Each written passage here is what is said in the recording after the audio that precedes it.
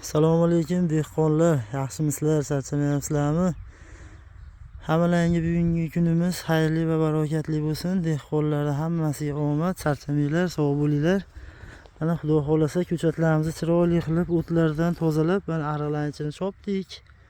Texnika yordamida endi mana yo'llarni chiroyli qilib yumshatib, bunaqa katta-katta kesaklar ko'chatlarimiz o'sishiga xalaqit beryapti. Shularni bir qator mana yordamchilarimiz bilan birgalikda mana shu holatda mana bunaqa kesaklar ko'chatlarni rivojlanishiga xalaqit beradi. Shularni sal bo'shatib yordam beryapmiz. Xudo xolasa ko'chatlarimiz zo'r, o'sishlari, sifatlari juda chiroyli.